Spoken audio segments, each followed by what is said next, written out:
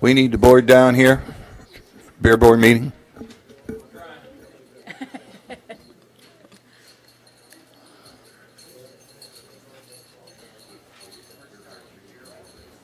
Where'd Bob go? Sorry? Kitchen. Is Bob in the kitchen? Do you have the general information? Okay, got it.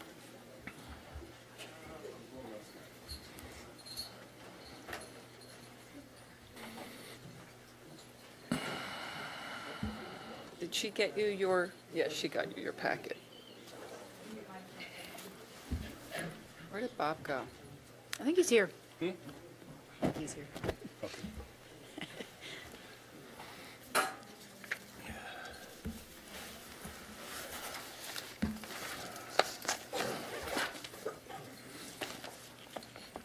We have a beer board meeting.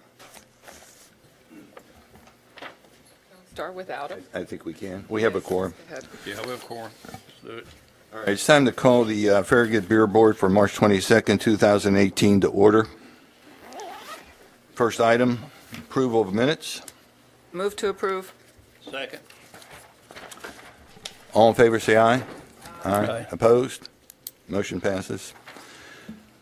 Next item, beer permit request. It's an approval of a Class 6 special occasion permit for a remote area medical Cinco Festival dated April 27th, 2018. Yes, sir. This is a similar request from the event last year, and there is a $200 or $100 fee, and they've paid that, and all their information is in order. The motion is to approve the special occasion beer permit for a remote area medical Cinco Festival on April the 27th. Do we have a representative here? Yes. Would you please give us your name and home address, please? Yes, sir. My name is Jeff Eastman, CEO, Remote Area Medical, 149 County Road, 657 in Athens, Tennessee. First of all, we'd like to thank you so much for your support the last couple of years. Last year, we raised over $30,000 to help us deliver free medical services to over 40,000 people throughout the U.S. So once again, thank you so much for your support previously. We appreciate what you've been doing.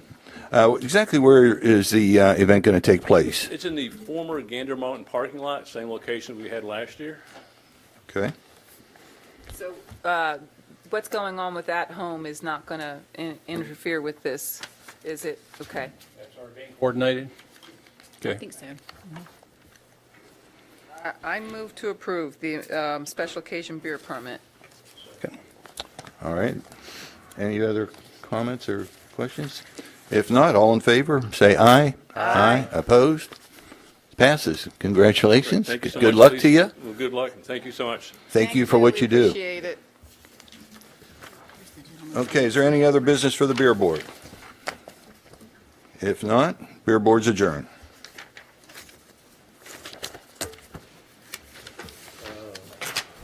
This is now the Board of Mayor and Alderman agenda, Looks like we have someone. and we'll start by rising for, Looks like we have someone. We have someone.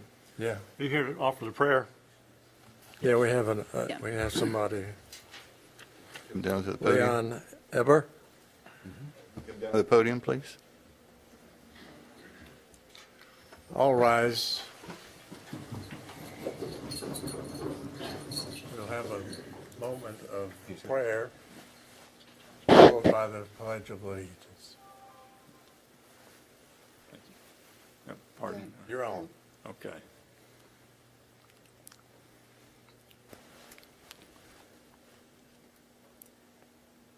Our dear beloved Heavenly Father, we come before Thee this evening at the beginning of this meeting to thank Thee for all that Thou hast blessed us with. We're grateful to live in this great and free land, and especially in this beautiful community in which we dwell. We pray that we may have Thy Spirit to be with us, and ask that Thy Spirit will attend this meeting and bless and inspire all those who participate, and may it be a productive and successful meeting, and may everyone's needs be met and the needs of our community. We're grateful for those who give of their time and their efforts, their labors in our behalf, and ask Thy blessings upon them. We pray that we may please Thee in all that we say and do. We I ask that thou will bless these lovely young women who are being recognized this evening for their achievement in competing in the dance competition and representing our community. And again, we ask that thou will bless all who serve. We thank thee for our beloved Savior and say these things and ask these blessings in the name of thy beloved Son, Jesus Christ. Amen. Amen. Thank you. I pledge allegiance to the flag of the United States of America and to the republic for which it stands, one nation, under God, indivisible, with liberty and justice for all.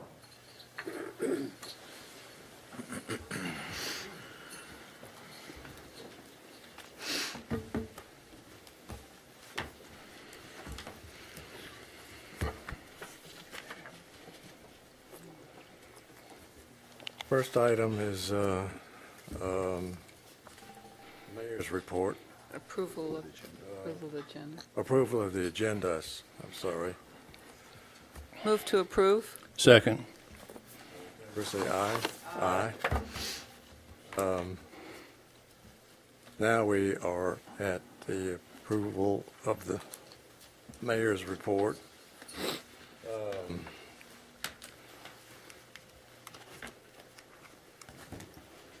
Out of town, does anybody here have anything to say? Sir, tonight we have two proclamations for Okay. some incredible students. So our first one is for, it says the Farragut High School staff and students and parents of students have reasons to celebrate achievements in their academic year. And on January 19th, 2018, the Code Tennessee held its fourth annual Code 10 competition. A competition designed to engage students in the schools in computer science and web development. And whereas Farragut High School was one of 26 teams to participate in the competition to develop a dynamic web application to alleviate or solve a problem in their community. And whereas the 5-person team from Farragut High School designed an app, Common Good, to connect people with volunteer opportunities. And whereas Common Good was selected as the 2018 Code TN competition winner by 2 panels comprised of users, representatives, and technical experts. And whereas, and now therefore, Dr. Ralph McGill, Mayor of the Town of Farragut, does hereby congratulate Tyler Blair, Kathy Vorga, Elizabeth Morris, Tyler Senta, and Adam Von Arman, and their sponsoring teacher, Brandy Fincham, in their accomplishments. So if you guys want to come on down. I'm going to take a picture.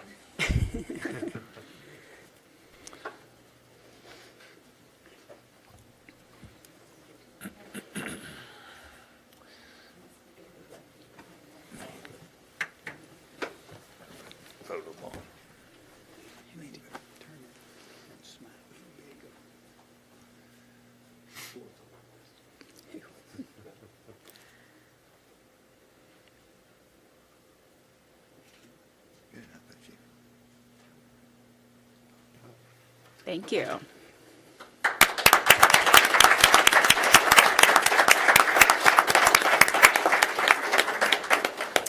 And our next group to be recognized is we have one more group coming. And on February the 2nd through February 4th, the Farragut High School dance team competed in the 2018 Universal Dance Association's National Dance Team Competition held at the Walt Disney World Resort in Orlando, Florida. And whereas this is one of the most prestigious national championships in the country, and only the best high school and junior high school teams from across the country compete. And whereas the Farragut High School dance team made school history by winning the 2018 National Championship title in small varsity jazz, and therefore Dr. Ralph McGill, Mayor of the Town of Farragut, hereby congratulates the Farragut High School dance team, their coaches, and sponsors for their accomplishments. We expect your dance later. and get your proclamation. I'd love to see it. They got their medals.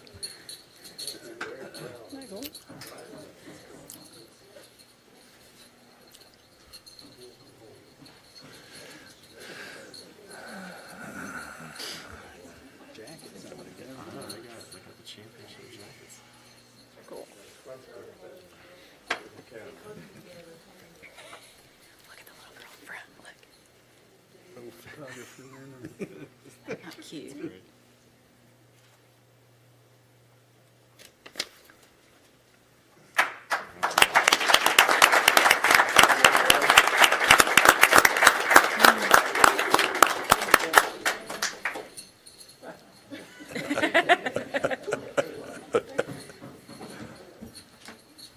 Congratulations, all of you. You guys just represent our community so well. We're very proud of all of you.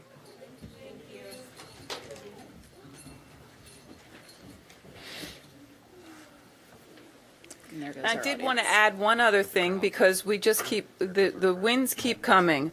On March 11th, the Farragut High School hockey team won its second consecutive state championship to finish their undefeated season.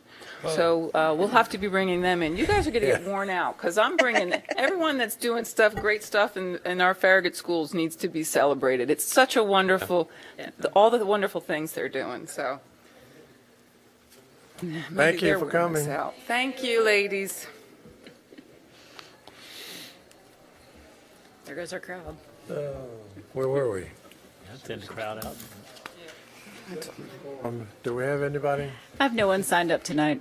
Okay. Move on to mayor's report, and as I said, I've been out of town, and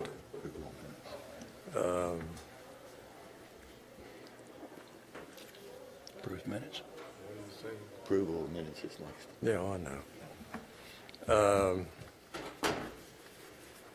So right now, it's the approval of minutes from March 8th.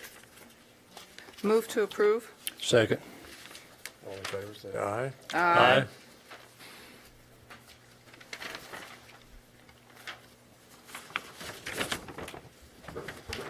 Move on to ordinances. First one is a public hearing and second reading.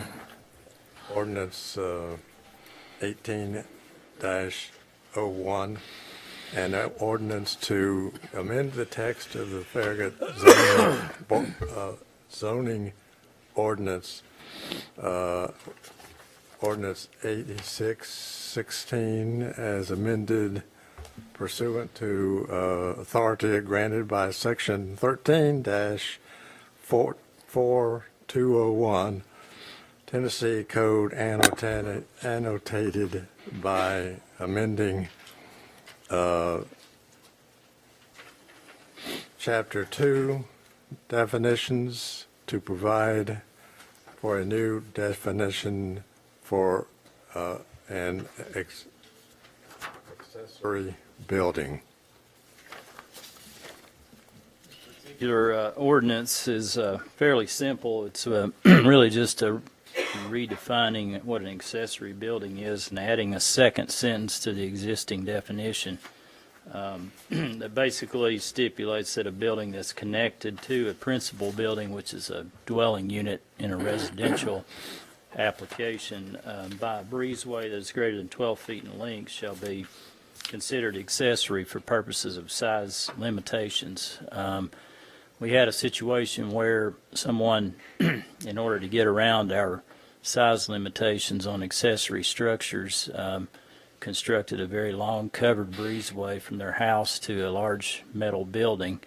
But the way we have interpreted that and applied it in the past is that would be considered technically part of the house because it was physically and functionally attached to the house. So this language is an attempt to try to close that loophole. You can still theoretically do this if you didn't go more than 12 feet from the home, but the thought is that most people are unlikely to put a building so out of proportion and out of scale to their home that close to their home. So we tried to address the length of the breezeway as a way to hopefully keep this from happening in the future. This is frankly the first time we've ever had an issue with our breezeway application, so I don't envision that this is going to be something that'll be abused in the future, hopefully. But it was unanimously recommended for approval by the Planning Commission and approved on first reading, and there have been no changes to this since first reading, so staff recommends approval on second reading. Thank Okay. you. Move to approve ordinance PC-18-01 on second reading. I'll second. All in favor, say aye. Well, we're opening a discussion on this, aren't we? Okay. Go ahead. Yeah, I just wanted to note that this is kind of a problematic ordinance, that I call it the ugly building ordinance because what it does is require a building that meets the square footage requirement to be of a very low slope roof to meet the height requirements, and it doesn't take into consideration the lay of the land and other things. So I've asked that we give this a second look, and Mark, are we planning a workshop on this to On look at on this thing? height, on how we deal with height for accessory building, that's right, yeah. Okay. It really wouldn't be technically related to this particular ordinance. I think what you were talking about is particularly on where you have a grade, a slope, and how to apply, how we currently measure height for accessory structures or frankly, any structures where you have a situation where somebody's on a slope and they're building the structure on the slope, to try not to, through the regulation, create a structure that is maybe potentially less appealing just in order to meet the requirement. So that, Yeah, and I'm not trying to make this part of this discussion. I just wanted to mention that we do need to give this a look because, as it says in here, it can be up to 30% of the footprint of the principal building. If the principal building is a 3,000 square foot footprint, which is not unusual in Farragut, that would allow up to a 900 square foot building, which would be a 30 by 30, and you take a 9-foot wall height and then add the roof. If it's the same pitch as the roof of the house, even if it was level all the way around it, it would not meet this requirement. So what that does is forces us to make a roof to comply that wouldn't match the house. So there's some problems with this, and I just think we need to look at it. yeah, the biggest problem we've had is where it has been on slopes. Normally on a flat like this setting here, it's not really ever been an issue with even the 15-foot in height requirement that we have for accessory buildings. But on slopes, we have had a couple of situations where it's created potentially a building with a visually less appealing pitch than you might otherwise have. So that's something we will be talking about in April among many other things at the April Planning Commission meeting. Okay. That's all I had. Can you, well, it'll be at the April meeting, so that's the third Thursday. I think that it would be helpful if you possibly attended that and certainly I'm spoke planning to on being there. that. It's April Okay. 22nd, I believe. I think he's going to submit an example Okay. of Yeah. what, Okay. here's something that is what we'd like to do, and here's one that meets the requirements that we have right now. Okay. And then what it looks like. I think that'd be helpful. Yeah. So did we have a motion and a second on this one? Are we ready to vote then? I'm ready. I have no further I questions. have no further. All in favor, say aye. Aye. That passes. Moving on to business items. This one is, or the only one, is approval of resolution R2018-03, Anchor Park Grant Resolution. The purpose of this agenda is to approve the attached resolutions to match funds as part of the 2018 Local Parks and Recreation Fund grant application for Anchor Park. This project includes the demolition and reconstruction of the restroom and plaza area, along with the new ADA accessible paths to the diamond and rectangular fields. As you probably know, Anchor Park is the town's first park, and it was started in 1985. The diamond field and the restroom were actually the first things that were constructed on that site.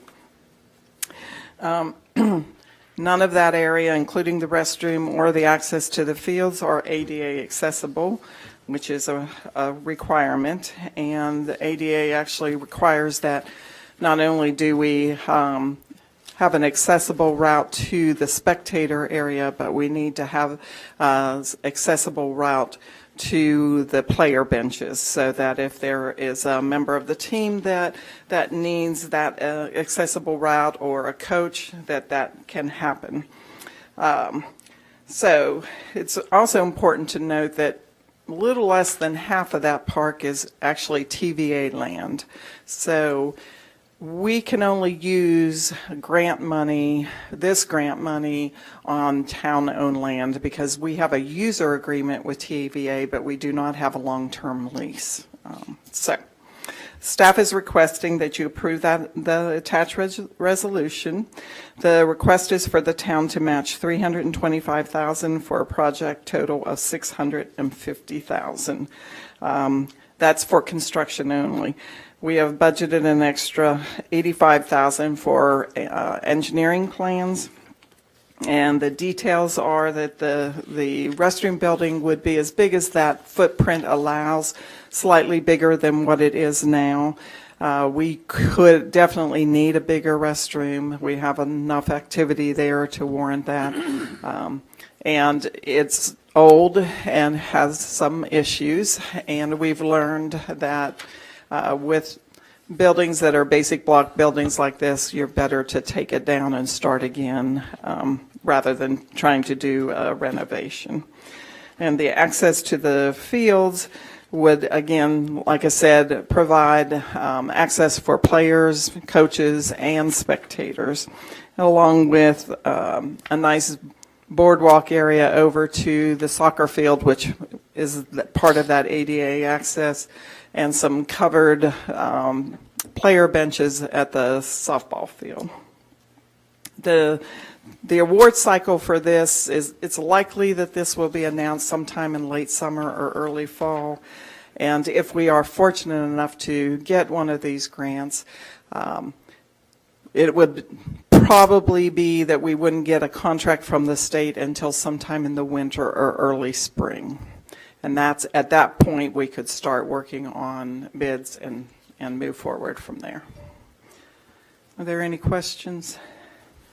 Well, first, I'd like to make a motion to approve the attached resolution 2018-03. Second. Let me ask this, maybe I'm just dumb, but the word resolution, what is it we're resoluting? It's the attached resolution there, and it basically says that you all are approving this application, that you will match the funds of 50/50 from the town's budget, and we identified it that the capital investment program is where the town funds would be.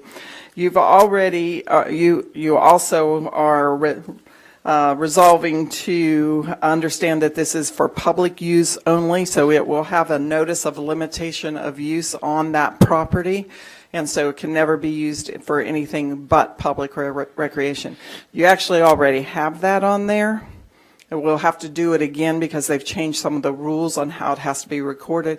But this park has already received several grants in the past, Land and Water Conservation Fund and some other grants. Okay, thanks. You're welcome. What in this the discussion part? There's A&E is $85,000. What's A&E? Architecture and engineering. Okay. It's I should basically know. getting the plans done to move forward. And that's in our budget for this year, for 2019. Both of these numbers will need to be in our budget for FY19 in order to apply for the grant. Okay. Okay, great. So the whole thing is in our budget for FY19. It will need to be. When we talked to you just a little while ago during our workshop, we actually had it split out into 2 different years. That's what I We'll just need to move noticed. this into 19 for the whole entire project. Okay. We have funds available. We can do that. It should not be a problem. We'll just have to allocate that. It just needs a year to be earlier. demonstrated that way, even though basically the project, Even though we really won't pay for most of the project until Right. FY20, the year we're going to plan on spending it, we need Okay. to show Yes. right away next year that we have the money available. okay. And remind me, the maximum for the budget is 325, or is architectural and engineering always going to be on us? we can apply for A&E, and here's the way to look at it. And that's possible. We can add that to it. If we do that, that almost assuredly pushes you out of the next grant cycle. Because right now, you can only apply for a grant, whether it's a local Parks and Recreation Fund grant or a Recreation Trails Program grant, if you don't have an open grant. Okay. We just closed our grant at MBLP, and I was told yesterday that I think we're the only one or possibly two across the state that actually are closing in 2 years of all the grants that were granted the last time. Okay. So it costs us a little bit more, but it could mean $500,000 in 2 years. Okay. So it's, you never know. Okay. So. It's like we're hedging our bets there. Yeah, otherwise there's no way, there's not enough time to get it all done Okay. because of state requirements. It takes a while. Will we proceed with the architectural and engineering regardless of this grant?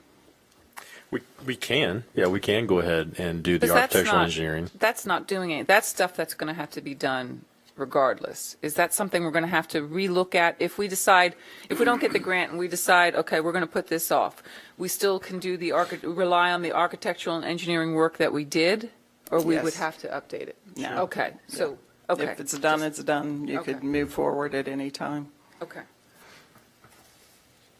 I don't have any other questions. I have no None. questions. We didn't vote yet, No. did we? We did. No, we did not vote yet. I'm losing it. All in favor, say aye. Aye. Aye. Thank you.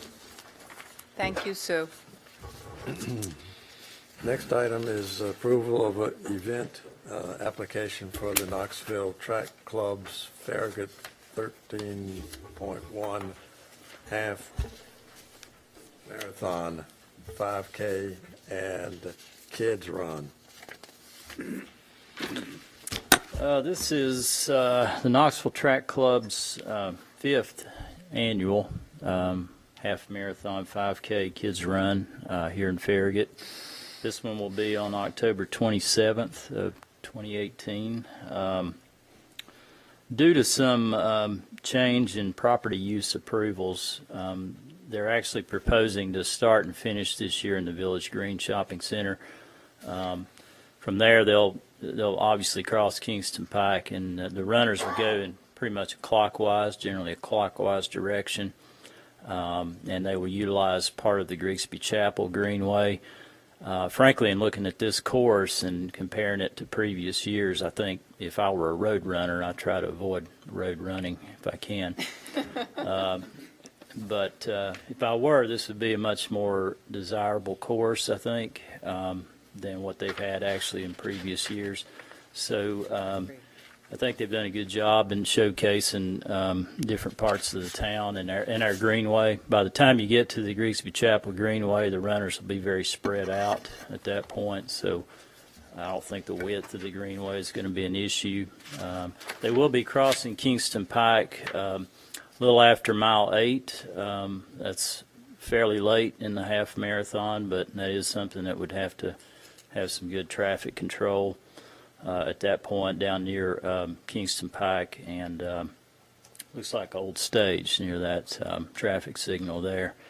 And then going back to Everett and then Union Smith and then through Smith, Grigsby Chapel up to the Grigsby Chapel Greenway and then back down Grigsby Chapel Greenway to Campbell Station Road and back to Village Green Shopping Center. Similar to previous years, they're basically KTC is providing all the materials, all the cleanup. They got the Knoxville Sheriff's Department, Knox County Sheriff's Department is going to be helping along with volunteers and cones to monitor the course to make sure that it's as safe as possible to direct the runners to the proper turns throughout the course. So there will be 2 aid stations that will also have portable toilets. the new road, there are some new roads, obviously, because of the change of the course, some new subdivisions, new properties that will be affected, and they'll need to reach out to those and make sure that they're aware of that ahead of time, obviously. They are proposing, as they have in previous years, extensive public outreach, notification in the Farragut Press, notifying the affected subdivisions, advertising through KTC's various media outlets. The town will also advertise this through all of our outlets. And then they'll have a large signboards on Kingston Pike that would be out about 3 days before the event to notify people of this race date and then to expect delays. So let's see, the only thing I noticed in just looking through the application, and I would make sure that the applicant's aware of, is I think they mentioned they would have some music playing at the 2 aid stations. So just, be cognizant of where that occurs and make sure you're not creating a distraction to neighbors. I don't want to get a phone call on Monday that somebody was blasting music and woke them up or something like that. So, yeah, I mean, pretty much same as previous years for the most part, other than the course change. There would be the security deposit like we require for any event that utilizes public roads, and that would be, of course, returned if there's no painting or anything that occurs on the roads. And they're not obviously going to be painting on the roads. As I mentioned earlier, they'll be using the volunteers and cones and police officers to help direct the runners throughout the course, all 3 courses. We, of course, are very proud to have this event. I think in the town, it's as I understand it's the second only to the Knoxville Marathon, which is coming up Sunday, as far as participation. So it's a really big event for KTC and really for the town. It fulfills a lot of the objectives, I think, in our land use plan, our strategic plan, our pedestrian and bicycle plan. It's a real showcase event for this town and something to be proud of. So, staff, of course, recommends approval of this, subject to working with all the affected residents and just making sure that, to the greatest extent possible, everybody knows about this and the impact is lessened as much as possible. I think they'll also have to come back to the beer board because I believe you're having alcohol at the which is not a bad thing after running half a marathon, I guess. So anyway, I'll be happy to answer any questions, and I think Joni's here too. If you want to, she could answer the specific questions probably better than I could. I'm going to move to approve the requested event subject to staff's recommendations. Second. All in favor, say aye. I have questions. Joni, where are the 2 aid stations? Currently, we were looking at Evans Road, the Evans to McPhee, and the intersection before you get to Old Stage. Okay. On Dixon Road, you're On talking Dixon about? Road? Yes. Okay. Now, if there is a better location, we'd be glad to move to wherever you need. Just like what Mark was saying, we'll definitely, it's not a music situation where it'd be blaring. It would be a very minimum, just so runners come by, they actually have some sound, but not blaring and obtrusive to your neighborhoods. I love this, and I love that you use the heart of our town to show it off, because you take advantage of our greenway system, and I really think this is a great. Well, when I started running in Farragut, and these are the roads that I started running on, and that's what I wanted to do, was showcase the best way that I knew how of Farragut. Well, and that Turkey Creek one, that's just such an asset. Oh, if I could get more of the greenway, I would, but that's what we got. We're working on it. Yeah. And I think the spot that you start and finish at, I think is really a good. It's in the heart of our town. It's a good landing spot I know that you guys have kind of moved around a little bit, trying to figure out how to minimize Kingston Pike impact, which is great. It's at the beginning, and it's a very short little stint and at 8 miles. But so they're just going to have to. Knoxville Sheriff's Department is so used to they're that great. from the Yeah. marathon. Yeah. Yeah. So I have no other questions. None. I have none. None. All in favor, say aye. Aye. Next item is approval of agreement with Red Flex Traffic Systems for an automated traffic enforcement program.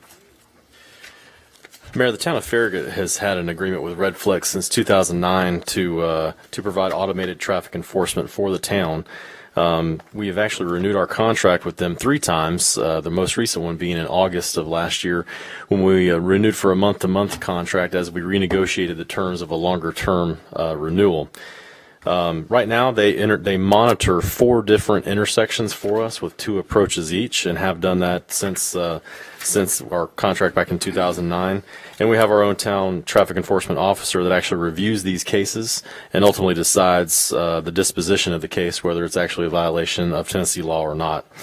The current agreement that's before you has an initial term of 1 year with 5 additional 1-year automatic renewals. The town can give 30 days notice prior to the end of the term to not renew the contract. Currently, in our contract with Redflex, the town receives $15 of each $50 fine. Under the new contract, we'll receive $20 for each violation of all the current approaches that we have.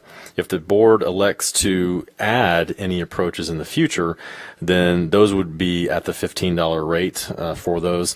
And the other thing that's part of this contract that's different is that there's actually going to be a 5-year amortization schedule where if the town, for some reason, we added an approach and within that 5-year period we decided we didn't want to do the contract anymore or that approach anymore, we would owe them back the amortized amount that's left at the end of that agreement. So everything else in the contract is very similar to what we've had in our previous contracts. We've got Ben Harkins here, who's our automatic traffic enforcement officer. He's can answer any questions specific to the program, and Hope Ball from Redflex is also here to answer any questions on the Redflex side of things. So with that, we would recommend approval of the current agreement that's before you. I'm going to move to approve the agreement between the town of Farragut and Redflex Traffic Systems. I'll second it. Discussion? I have one question. How many red light violations did we have last year?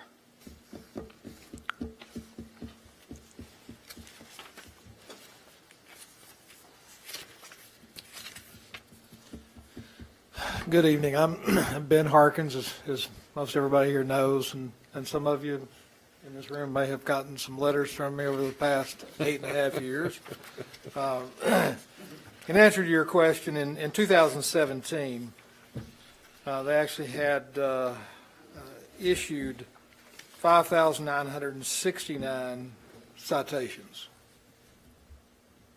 Okay. With what results? Results, I don't know how many court cases we've had. We hadn't had that many court requests over the past, in 2017. We have a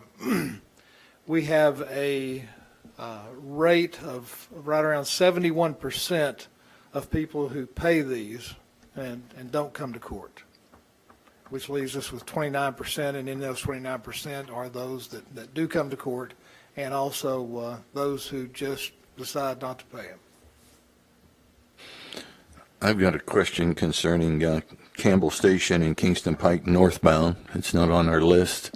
I think it's a timing issue with that light. It's short, seems to be a short light, and I see a lot of cars running that light, trying to get across Campbell Station. I'm sorry, trying to get across Kingston Pike, heading north. So A short light. it's a real short light, and a lot of people get frustrated because only about 6 cars get Yeah, through there. yeah. So it's a timing issue, but I don't know if we should add some type of It's not but it's not a timing as far as how short the yellow is. It's a timing in as how long the green is. exactly. exactly. And I agree, but I'm wondering if that will be addressed when we do our CMAC It probably study. will, but I would hope.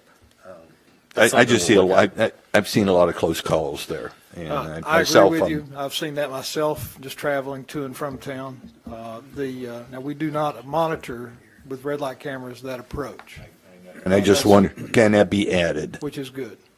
That approach, are you asking if it could be added? We would ask Redflex to do a study to see if it met warrants, and then we would have to go from there, which is all up to you all. One of the things that's different now in Tennessee law than was when we originally had this contract is that any new approach that we do, we're required to do an engineering study on it as part of the new law. So we'd have to do some type of engineering study to go.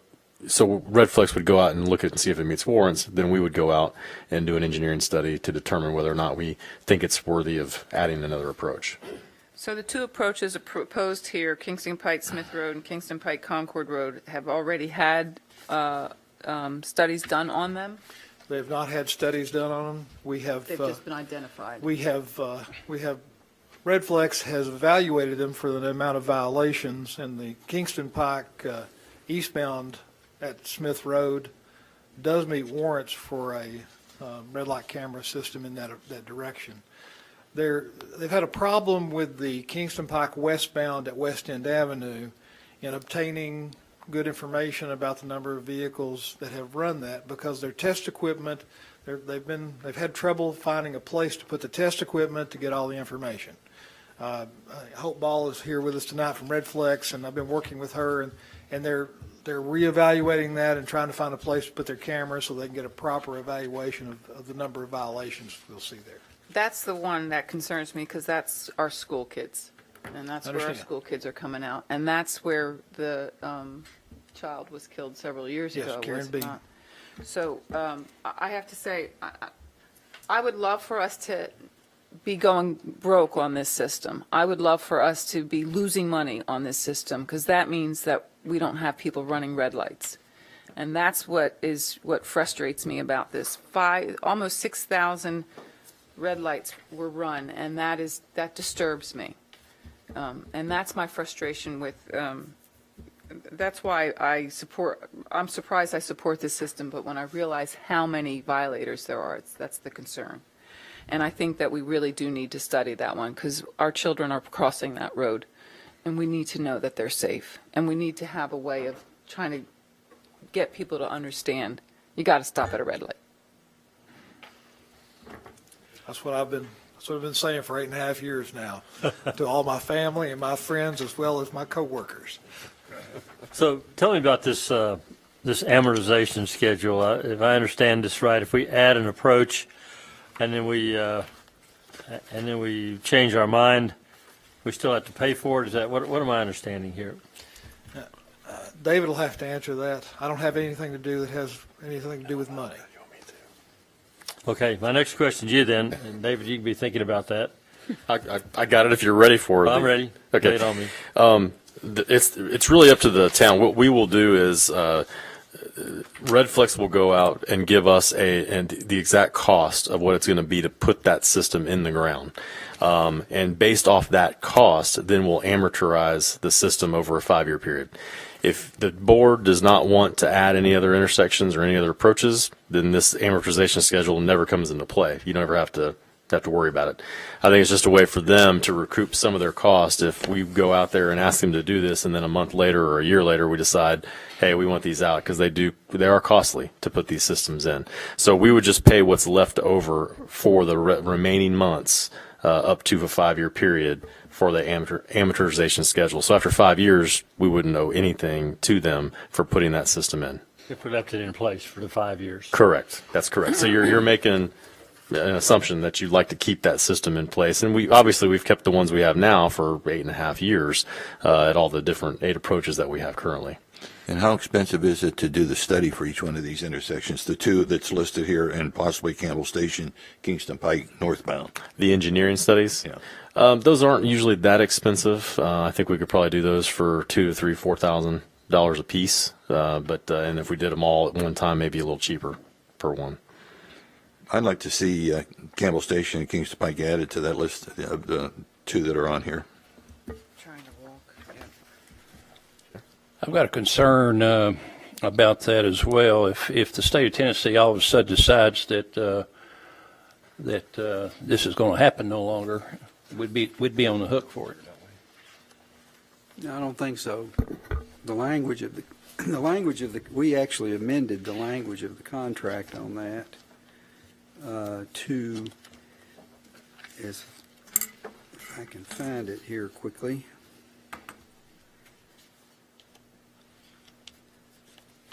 Where it is. The amortization schedule, I think the section that deals with it has language that, and I can't find it quickly, but I remember changing it so that it only applies if we decide we want to terminate the use of the cameras. Okay. So if we're mandated by statute that we can't have it, then we're not on the hook. That's not, we didn't make that decision. It was, and I think there's another provision in here that deals with the situation where the state changes the law, where it's not our fault. Everybody recognizes that we're all operating under the authority of the state, and if the state says we can't do it anymore, which they have done once, if you remember, they ended the right to use the red light. Speed camera. The red light. Right turn on red. Red, and which was one of our major violation areas, actually. But you can't. There was no effective way to continue that, given the way they changed the law. So that is a piece of it that just went away. I think what you're looking for is on page 7, termination 6.1. I think 6.2 is where it talks about the amortization schedule. So somewhere in there, yeah. 6.1, first two lines. I think the language that we actually changed was in 2i. Okay. The termination is at the election of or is within the control of the customer, which is us.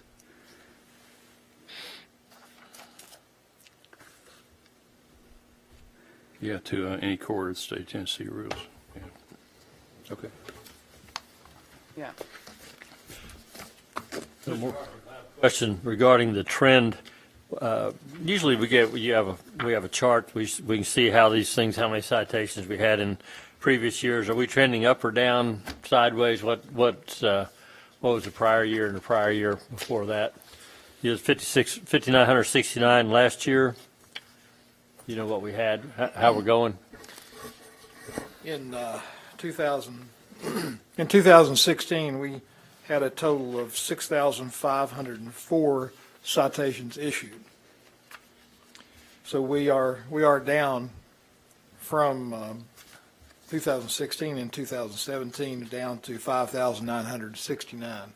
I'm not sure what drives those particular numbers, because each year we have a new batch of new drivers, young drivers that come into this, and we also have a new batch of people who have moved in here. So we have that happen every year. So we have new drivers coming in who are learning that they can't run all the red lights in Farragut, and that there's going to be consequences if they do. Some learn very quickly, some not as quick, but I'm sure that has an influence on our up and down as we go in, because we're not dealing with the same drivers each year, especially in this area, because we're a very transient area of people moving in and out. Well, I know our there's a learning curve. Our initial couple of years is really high, and it quickly dropped off as people caught on. But so what kind of a trend line are we seeing? I mean, 2 years doesn't really tell the story. Do you have a handle on that? Right now, the only information I have is going back 3 years. In 2015, we had a total of 6,390 citations issued. It's kind of going down. Then we actually went up in 2016 to 6,504. Mm-hmm. And then down to 5969 in 2017. I don't know where we are for this year. I've not averaged it out, whether we're up or down. Do we know what the revenues to the town are? Are we breaking even? Are we losing money? Are we making money? Making money. We have lost money. I think about 4 years ago we were down, but since then our revenues have been enough to fund the program. We went from 61,000 back in 14-15. We had a renewal of the contract, which changed the terms, as I mentioned earlier, to give us a little bit more, the town a little more revenue from the citations, which caused our increase in revenue in 15-16 to go up to 89,000. And then this year, for 16-17 estimated end of year, we're looking at right around 70,000 for this year.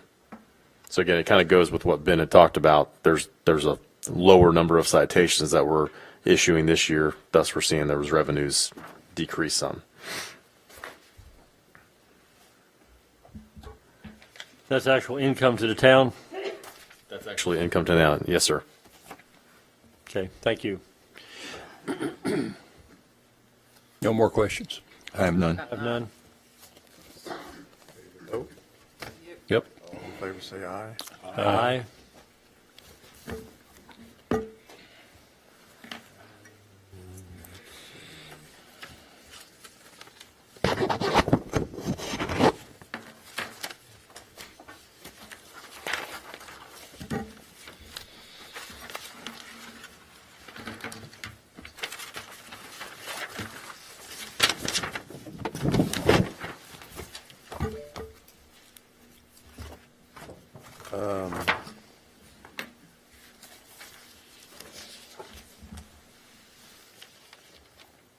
That was the only ordinance, wasn't it?